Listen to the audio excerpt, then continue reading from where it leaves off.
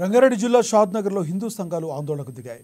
పట్టణంలోని పురాతన శివాలయంలో శివలింగాన్ని పెకిలించి తీసుకెళ్తున్న దుండగులను వెంటనే అరెస్టు చేయాలని, రాష్ట్రంలో ఇటీవల హిందూ దేవాలయాలపై దాడులు చేస్తున్న రాష్ట్ర ప్రభుత్వం నిమ్మకు నీరెత్తినట్లు వ్యవహరిస్తుందని వారు ఆగ్రహం వ్యక్తం చేశారు. ఇలాగే ప్రభుత్వ తీరు కొనసాగితే రాష్ట్ర వ్యాప్తంగా ఆందోళన ఉధృతం చేస్తామన్నారు. షాద్నగర్లో జరిగిన ఘటనలో ఉన్న నిందితులను 24 గంటల్లో అరెస్టు చేయాలి, లేకపోతే పట్టణ బంద్కు పిలుపునిస్తామని హెచ్చరించారు. చౌరస్తాలో ధర్నాకు దిగడంతో పెద్ద ఎత్తున ట్రాఫిక్ ఆగిపోయింది.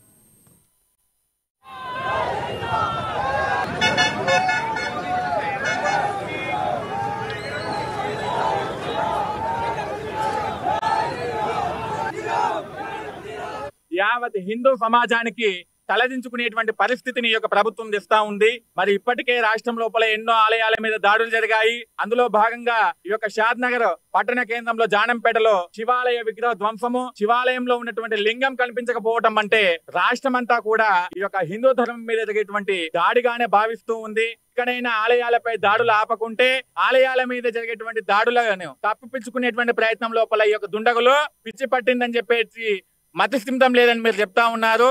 ఆ యొక్క మతిస్థిమితం అనేది మీకు ఒక సాకుగా మారిపోయింది. ఇకనైనా దుండగులను పట్టుకోండి. మీకు ఆ యొక్క మతిస్థిమితం అంటున్నారే, ఆ మతిస్థిమితం ఉన్నటువంటి వాళ్ళందరినీ ఈ యొక్క పిచ్చి ఆసుపత్రిలో చేర్పించండి. మీకు చేత కాకపోతే చెప్పండి, మేము ఆ యొక్క పనిని కూడా చేస్తామని. మీకు చిత్తశుద్ధి ఉంటే, మీకు ధైర్యం ఉంటే, మీకు సత్తా ఉంటే, మీకు శక్తి ఉంటే, ఎవరైతే ఇవాళ మందిరం పైన దాడి చేసిరో ఈ యొక్క జిహాద్ తీవ్రవాదం, ఒక ఇస్లామిక్ రాజ్యం చేయాలని ఒక ఆలోచనతో ఈ రాష్ట్రంలో పనిచేసిన జిహాద్ తీవ్రవాదం వరుస మందిరాల పైన దాడి జరుగుతుంది. కాబట్టి మీరు ఎవరైతే దోషి ఉన్నాడో వాడిని ఖచ్చితంగా అరెస్ట్ చేసి లోపల పెట్టాలని మేము డిమాండ్ చేస్తున్నాం. అంతేకాదు ఎక్కడ దోషి దొరికినా కానీ వాడు పిచ్చోడు వాడికి ఏం తెలియదు.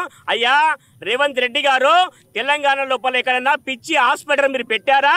ఆ హాస్పిటల్ వీళ్ళందరూ పనిచేస్తున్నారా? అక్కడ వీళ్ళు ఉంటున్నారా అని మేము మీకు ప్రశ్నిస్తున్నాం. కాబట్టి తొందరగా షాద్నగర్